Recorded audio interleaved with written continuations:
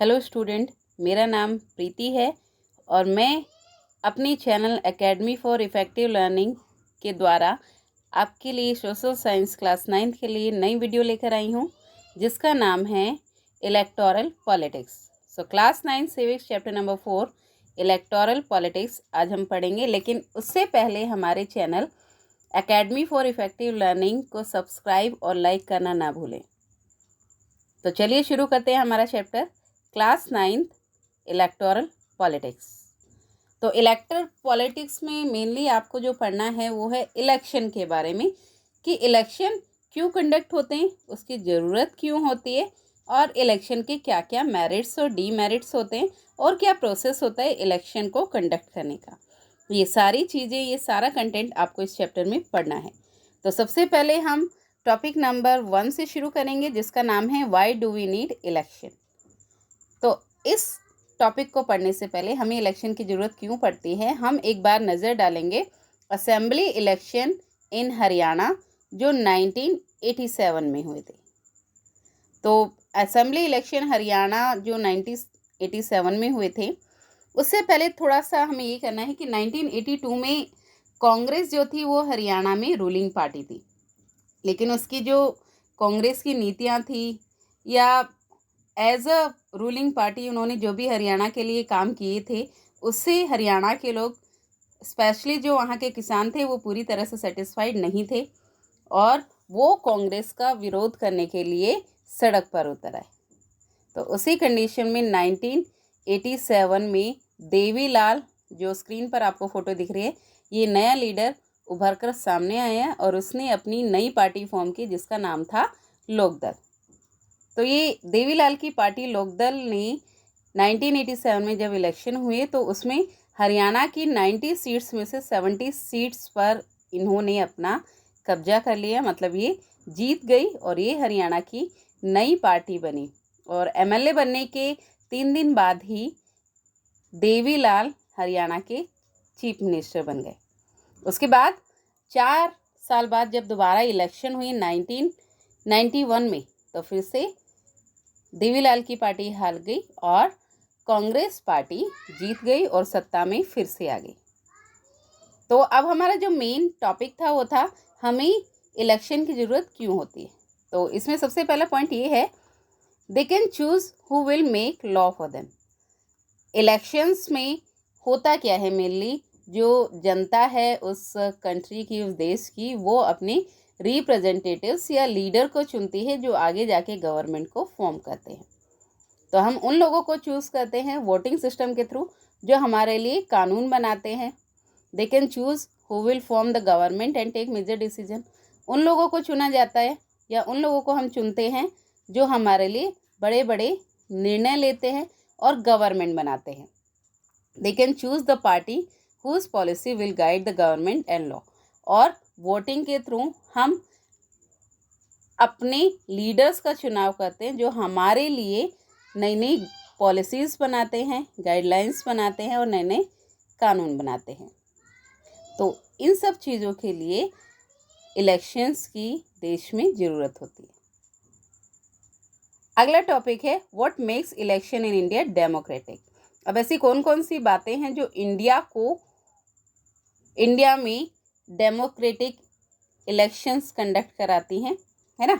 तो सबसे पहला पॉइंट है इसमें, everyone should have one vote and every vote should have equal value. तो हर एक व्यक्ति को वोट डालने का अधिकार है, होना चाहिए, और हर एक वोट की इक्वल या समान वैल्यू होनी चाहिए। Number 2, parties and candidates should be free to contest election. जो भी पॉलिटिकल पार्टीज़ होते हैं या कैंडिडेट्स होते हैं, चुनाव लड़ना चाहते हैं, वो पूरी तरह से स्वतंत्र होना चाहिए, किसी तरह का कंट्रोल या नियंत्रण उन पर ना हो। Election must be held regularly, और इलेक्शन रेगुलरली एक निश्चित समय अंतराल के बाद हेल्ड होनी चाहिए, कंडक्ट होनी चाहिए। और इंडिया में जो इलेक्शन है वो हर 5 साल बाद कंडक्ट होते हैं। The candidate preferred by the people should get elected, और उन्हीं कैंडिडेट को इलेक्ट होना चाहिए जो लोगों के द्वारा चुने जाते हैं। तो ये सब बातें हैं जो इलेक्शंस को एक डेमोक्रेटिक इलेक्शन बनाते हैं। और सबसे बड़ी बात, election should be conducted in a free and fair manner. जो भी इलेक्शंस है उसमें किसी तरह की कोई चीटिंग या करप्शन नहीं होना चाहिए, फ्री और फेयर मैनर में होनी चाहिए। अब अगला टॉपिक है आपका, is it good to have free and fair election? क्या ये अच्छा है कि इलेक्शन फ्री और फेयर मैनर में स्वतंत्र रूप से होने चाहिए, किसी तरह का कोई भ्रष्टाचार करप्शन उसमें ना हो? अब आपको पता ही है ना, democracy political leaders know what is good for the people, it motivate them to serve the people. तो डेमोक्रेटिक कंट्री की अगर हम बात करें तो वहाँ पर लीडर्स को पता होता है कि लोगों के लिए क्या अच्छा है और क्या बुरा है, तो इस तरह से उनको जनता की सेवा करने का मौका मिलता है। Regular electoral competition provides an initiative to political parties and leader. Regular electoral competition मतलब हर 5 साल बाद जो इलेक्शन होते हैं उससे हर एक पार्टी को मौका मिलता है लीडर बनकर अपनी बातें या फिर अपने अपने काम करने का। Leaders realise that if they work for people they would become popular and their chance to win. और लीडर्स को भी ये रियलाइज़ होता है कि एक निश्चित समय अंतराल बाद जब इलेक्शन होते हैं तो उनको जीतना है, और जीतने के लिए उनको पब्लिक वेलफेयर के लिए पहले काम करना पड़ेगा, तभी अगली बार उनको जीतने का मौका मिलेगा।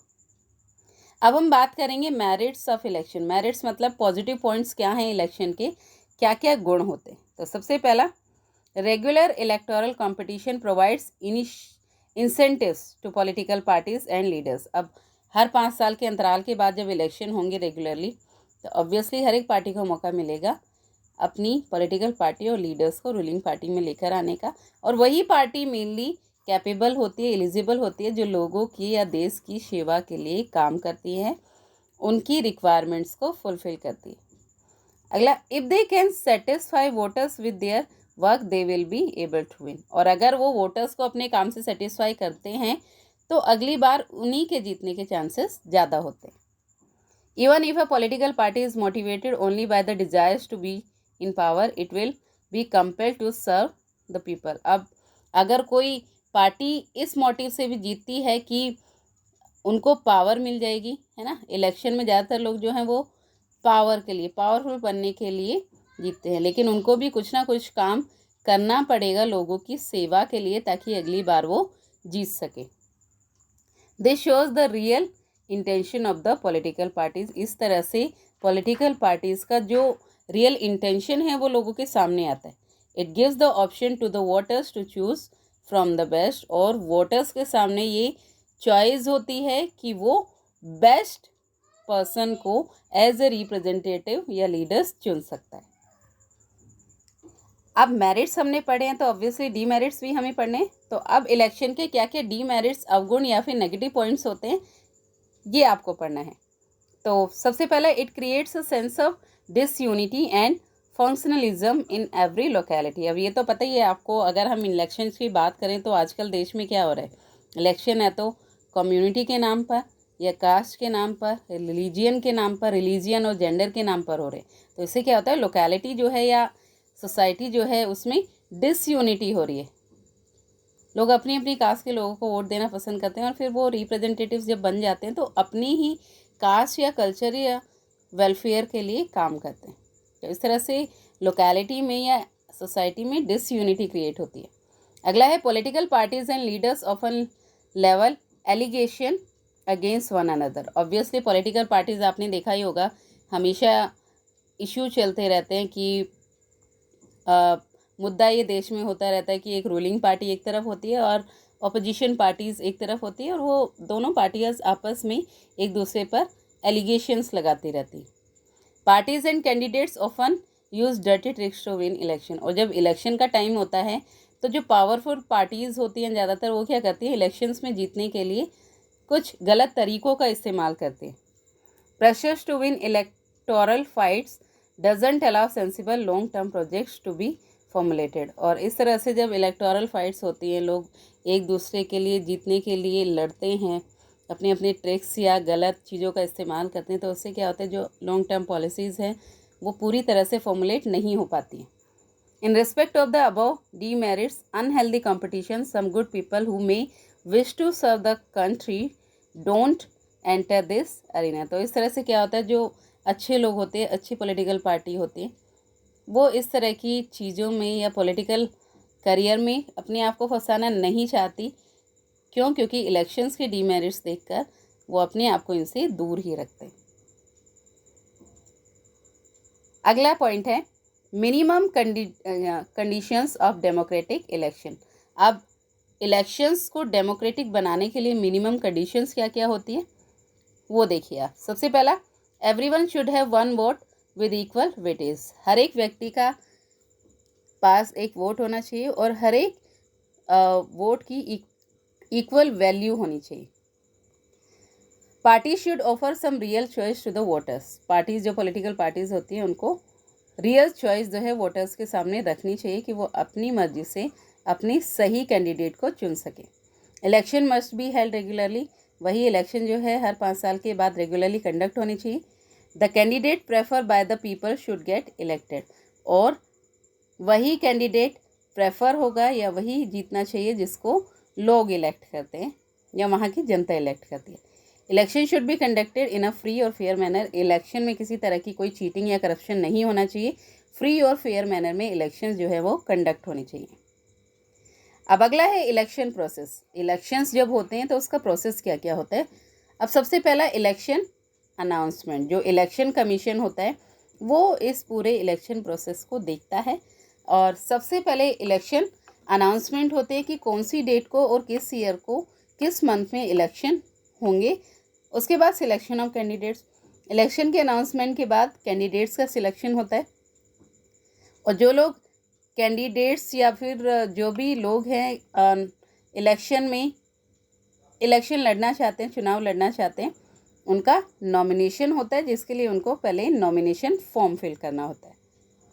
उसके बाद इन लोगों को जो नॉमिनेशन के लिए जाते हैं उनको इलेक्शन सिंबल प्रोवाइड किया जाता है और सभी पार्टी को अपना अपना मैनिफेस्टो इशू करने के लिए कहा जाता है, जिसमें ये कहा जाता है कि अगर वो जीत जाते हैं तो वो अपनी जनता के लिए क्या क्या काम करेंगे।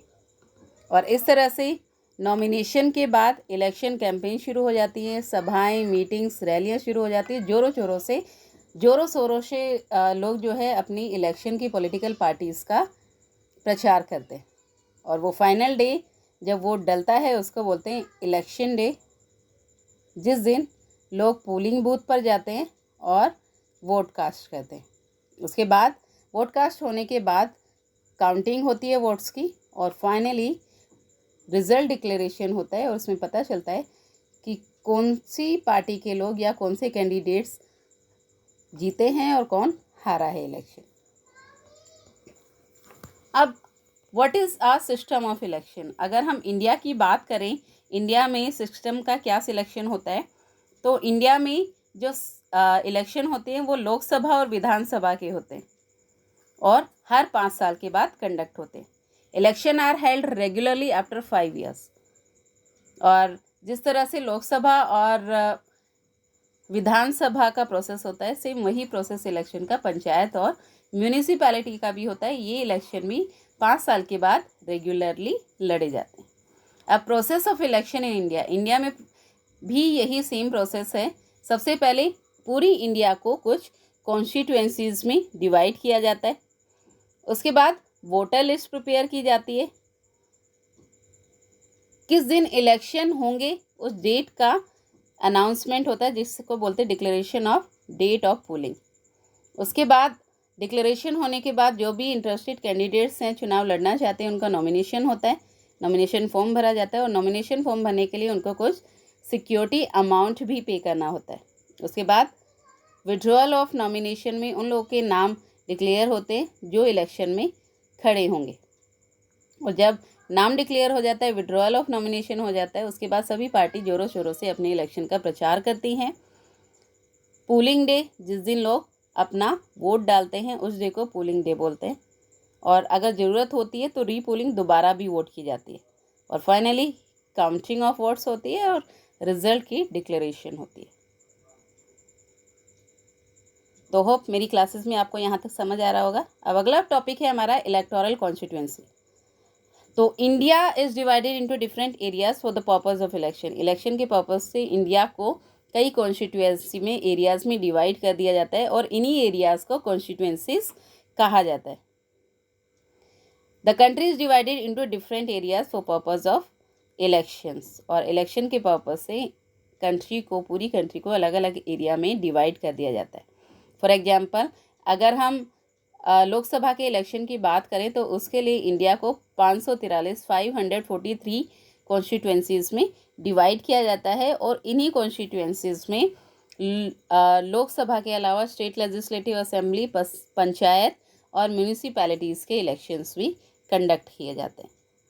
अब रिजर्व कॉन्स्टिट्यूएंसीज क्या होता है? अब आपको पता है कि अगर लोकसभा में 543 सीटें हैं या 543 सीटें हैं तो उसमें जो रिजर्व सीटें होती हैं SC, ST और OBCs के लिए, उसको कहा जाता है रिजर्व्ड कॉन्स्टिट्यूएंसी। जैसे अगर हम एग्जांपल लें तो हमारे देश में SC के लिए, स्केड्यूल्ड कास्ट के लिए 84 सीट्स रिजर्व्ड हैं और स्केड्यूल्ड ट्राइब्स के लिए, जिसको हम ST कहते हैं, के लिए 47 सीट्स जो हैं वो रिजर्व्ड है। Voter list. वोटर लिस्ट क्या होता है? This is a list of those who are eligible to vote. वो लोग जो वोट डालने के लिए एलिजिबल हैं उनका नाम इस लिस्ट में आता है। इसके लिए एक वोटर लिस्ट प्रिपेयर की जाती है इलेक्शन से पहले और इसी वोटर लिस्ट को इलेक्टोरल रोल भी कहा जाता है और नॉर्मली भाषा में या कॉमनली इसको वोटर लिस्ट के नाम से जाना जाता है। Universal adult franchise. Universal adult franchise क्या होता है? Universal adult franchise means all the citizens aged 18 years and above can vote in the election. वो सारे लोग जो 18 साल या उससे ज़्यादा के हैं वो उन सबको वोट डालने का अधिकार होता है। इसी को यूनिवर्सल एडल्ट फ्रेंचाइज कहा जाता है। Nomination of candidate. अब political parties nominate their candidates who get the party symbol and support.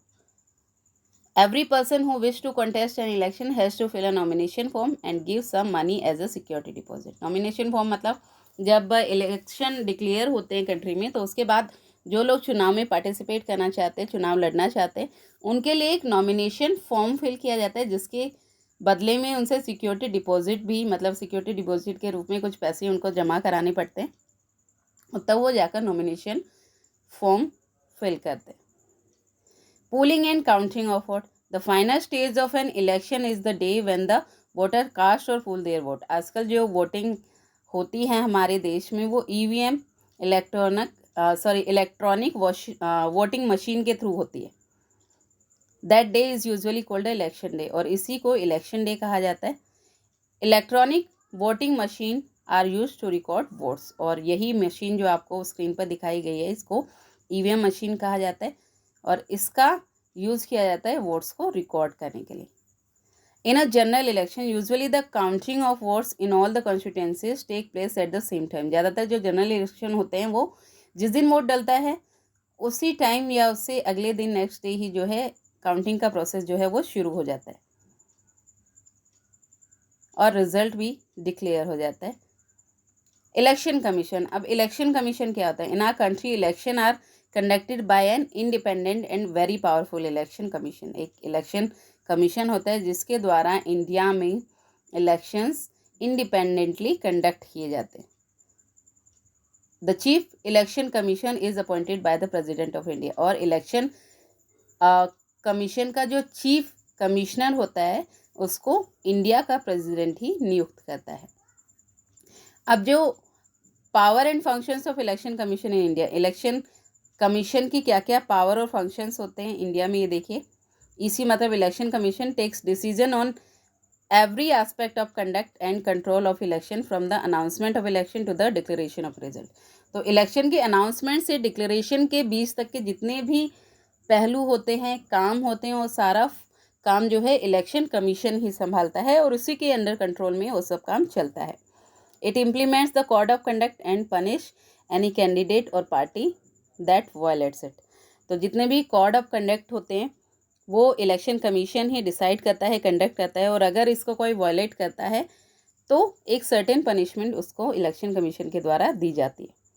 During the election period the election commission can order the government to follow some guidelines. तो election period के time duration में election commission government को कुछ guidelines follow करने के लिए देता है to prevent use and misuse of government power, ताकि गवर्नमेंट अपनी पावर का यूज़ और मिस यूज़ ना कर सके। अगला है when on election duty government officer work under the control of the election commission. और जब इलेक्शन की ड्यूटी होती है ना, तो उस टाइम पर जितने भी गवर्नमेंट एम्प्लॉयज़ हैं वो इलेक्शन कमीशन के अंडर काम करेंगे उस दिन, ना कि गवर्नमेंट के अंडर में। तो ये सारे फंक्शंस हैं, पावर हैं जो कि इलेक्शन कमीशन की होती है। अब challenges to free and fair election. अगर इंडिया में फ्री और फेयर इलेक्शन कराए जाते हैं तो उसके सामने क्या क्या चुनौतियाँ और चैलेंज आते हैं। सबसे पहला, candidates and parties with a lot of money enjoy a big advantage over smaller parties. अब वो कैंडिडेट जिनके पास पावर ज़्यादा है, पैसे ज़्यादा हैं, बहुत ज़्यादा रिच होते हैं, वो बहुत पैसा खर्च करते हैं इलेक्शन को जीतने के लिए, बजाय कि जो छोटी पार्टीज होती हैं। तो some candidates with criminal connection get a chance to contest election. और कुछ लोग ऐसे होते हैं जो क्रिमिनल कनेक्शंस रिकॉर्ड्स जिनके होते हैं, फिर भी उनको इलेक्शन लड़ने का चांस मिल जाता है। Some families tend to dominate political parties. और कुछ फैमिलीज जो पावरफुल पार्टीज होती हैं वो कोशिश करती हैं पॉलिटिकल पार्टी या रूलिंग पार्टी जो है उनको डोमिनेट करने की। इससे क्या होता है, जो जनता होती है उनको बहुत कम चांस मिलता है अपने लीडर्स को चुनने का। तो smaller parties and independent suffer a huge disadvantage. तो इस तरह से जो छोटी मोटी पार्टीज होती हैं उनको बहुत ज़्यादा डिसएडवांटेज होता है इस बात का। अगला है model of conduct. Model of conduct में क्या है, all the candidates and the their parties follows model code of conduct for election campaign. तो इलेक्शन कैंपेन जैसे सभा होती है, रैलियां होती हैं, या लोग अपने चुनाव का प्रचार प्रसार करते हैं, पॉलिटिकल पार्टीज़ का प्रचार करते हैं, किस तरह से करते हैं। तो इलेक्शन करने से पहले जो इलेक्शन कमीशन है कुछ मॉडल कोड ऑफ कंडक्ट, ये जिसको हम गाइडलाइंस कहते हैं, वो गाइडलाइंस बताता है। तो according to this once election are announce no party और कैंडिडेट कैन। अब जब इलेक्शन अनाउंस हो जाते हैं उसके बाद जो पार्टीज़ और कैंडिडेट है वो क्या क्या नहीं कर सकते हैं वो इसमें आपको बताया। सबसे पहला, use any place of worship for election propaganda. तो इलेक्शन प्रोपेगेंडा के लिए कोई भी पॉलिटिकल पार्टी किसी वर्शिप प्लेस का इस्तेमाल नहीं करेगी। Use government vehicle, aircraft and officials for election. Government office, government vehicles या एयरक्राफ्ट्स का इस्तेमाल नहीं किया जाएगा। मिनिस्टर्स शैल नॉट ले foundation stone of any project. और उस ड्यूरेशन में जब तक इलेक्शन ख़त्म नहीं हो जाते कोई भी मिनिस्टर किसी तरह का बड़ा प्रोजेक्ट शुरू नहीं करेगा और कोई भी बड़ी पॉलिसी का डिसीजन नहीं लेगा। तो ये है कुछ मॉडल कोड ऑफ कंडक्ट जो इलेक्शन ड्यूरेशन में पॉलिटिकल पार्टीज़ को फॉलो करनी पड़ती है। अब हर एक इलेक्शन के लिए कुछ ना कुछ स्लोगन्स दिए जाते हैं। आपने देखा होगा लोग नारे लगाते हैं, तो उनके कुछ ना कुछ ब्लॉक्स या स्लोगन्स होते हैं। जैसे इंदिरा गांधी का स्लोगन था गरीबी हटाओ, रिमूव पॉवर्टी। वो इंडिया से गरीबी को हटाना चाहती थी ताकि लोगों को किसी तरह से सफ़र ना करना पड़े, कोई दिक्कत ना हो। ऐसे ही नारायणा का सेव डेमोक्रेसी, वो चाहता था लोकतंत्र बचाओ, ये स्लोगन था नारायणा का। ऐसे बहुत सारी जो पॉलिटिकल पार्टीज़ होती हैं उसका अपना अपना स्लोगन होता है अपनी पार्टी को पॉपुलर और लोकप्रिय बनाने के लिए। तो ये है आपकी आज की वीडियो इलेक्टोरल पॉलिटिक्स। तो आशा करती हूँ कि आप सबको मेरी ये क्लास अच्छी तरह से समझ आ गई होगी। तो जल्दी से हमारे channel academy for effective learning को सब्सक्राइब कीजिए, लाइक कीजिए, ताकि मैं और ज़्यादा वीडियोस आपको दिखा सकूँ। Thank you.